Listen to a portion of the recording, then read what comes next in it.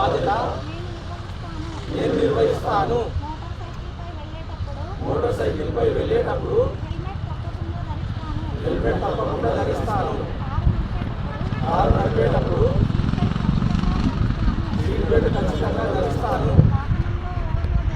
వాహనంలో ఓవర్లోడ్ వేయను. Speed driving చేయను. సెల్ ఫోన్ మాట్లాడుతూ ఎట్టి పరిస్థితుల్లో డ్రైవ్ చేయను. డ్రైవ్ చేయను. నేను తప్పకుండా రోడ్డు భద్రతా నియమాలు పాటిస్తాను.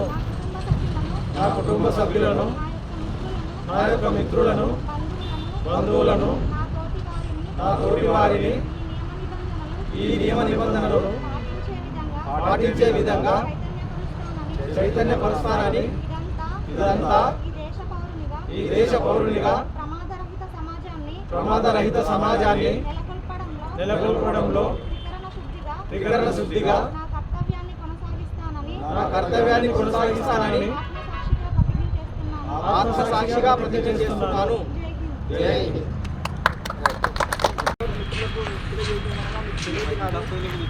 మన రోడ్ సేఫ్టీకి సంబంధించిన నియమ నిబంధనలు అందరూ చేసిన వాళ్ళే. కాకపోతే మనం మళ్ళొకసారి మనం చేసుకోవాలి.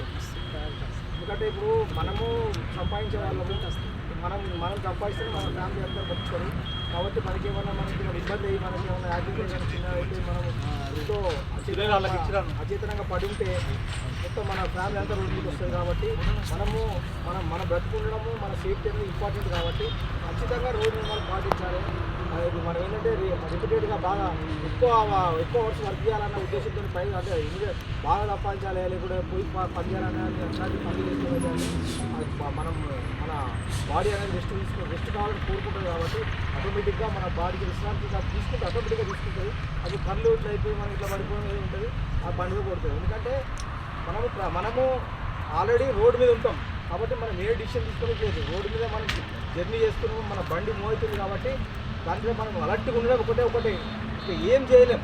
అట్లా ఏ చిన్న నిర్ణయం తీసుకొని మనం డిస్ట్రాక్ట్ అయిపోయి ఇంకొకరితో మాట్లాడినా బండి ఎటో పోతుంది. ఎందుకంటే బండి ఆల్రెడీ మూవింగ్లో ఉంటుంది, అది దాని పని చేస్తుంది.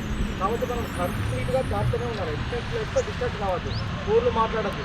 ఫోన్లు మాట్లాడితే ఏమవుతుంది, ఫోన్కి మనం కనెక్ట్ అయి ఉంటాము.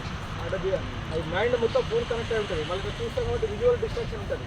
తర్వాత ఇంకోటి ఏదైనా ప్రెస్ చేస్తాం అనుకో, టచ్ చేస్తాం అనుకో, అది కూడా మా ఫిజికల్ డిస్ట్రాక్షన్ ఉంటుంది. కాబట్టి అది కానీ వాటర్ బాటిల్ తీసుకుని తాగడం కానీ ఇట్లాంటివన్నీ ఏం చేయద్దు. ఎవరు తర్వాత బోర్డులు చూడడం కానీ అది కానీ ఎందుకంటే కంప్లీట్గా దీని మీదనే ఉండాలి. మన ఓన్లీ లైన్ మీదనే ఉండాలి. ఇంకా వేరే ఏది చేసినా అయిపోతుంది. ఎవ్రీ 2 అవర్స్కి ఒకసారి కంపల్సరీ రెస్ట్ తీసుకోవాలి. బాడీ కంపల్సరీ రెస్ట్ తీసుకోవాలి. అది కోరుకుంటుంది. మనం ఇది యంత్రాలం కాదు. కాబట్టి మనం అంటే మానవుని కాదు, నేను సర్కస్ దేశంలో కాదు కదా ఫిజికల్కి. మనం మామూలు మనుషులం కాబట్టి ఖచ్చితంగా మనం రోడ్డు మీద డిఫరెంట్గా మనం ఎట్లాంటి డిస్ట్రాక్షన్ కావద్దు. ఐటమ్ అనుకో ఇమీడియట్గా హెల్ప్ చేస్తాం. అది జాగ్రత్తగా ఉండాలి. రోడ్డు వెళ్ళేటప్పుడు అత్యంత అప్రమత్తంగా ఉండాల్సిన ఫీల్డ్, అలర్ట్గా ఉండాల్సిన ఫీల్డ్ ఏంటంటే ఓన్లీ డ్రైవింగ్ ఫీల్డే. అయితే మన దేశంలో డ్రైవర్కు అది కానీ వేరే ఫారెన్ కంట్రీస్ చాలా వాల్యూ ఉంటుంది. ఎందుకంటే ఇప్పుడు అందరినీ ఫ్యామిలీని అందరూ సేవ్ చేస్తారు. ఎవరైనా అంతే కదా, ఇప్పుడు ఫ్రూట్స్ కానీ అంతా సేఫ్ తీసుకుపోవాలి. ఇదే నమ్మకం కొద్ది పంపిస్తారు. కాబట్టి జాగ్రత్తగా తీసుకొచ్చుకోవాలి. మీ పిల్లలకు మీ ఫ్యామిలీని అందరూ గుర్తు పెట్టుకోవాలి. ఫ్యామిలీ మొత్తం సంపాదించడం మానేవాడు.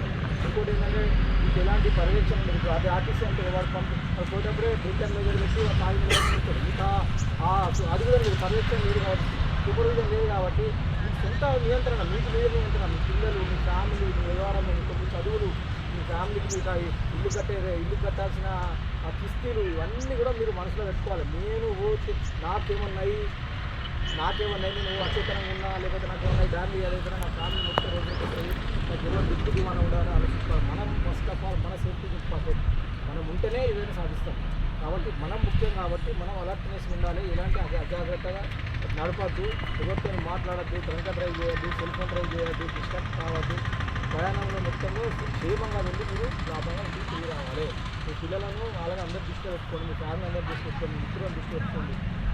ఇప్పుడు మా కానిస్టేబుల్ ప్లెడ్జ్ చెప్తారు, అందరూ ప్లెడ్జ్ చెప్తారు. రైట్.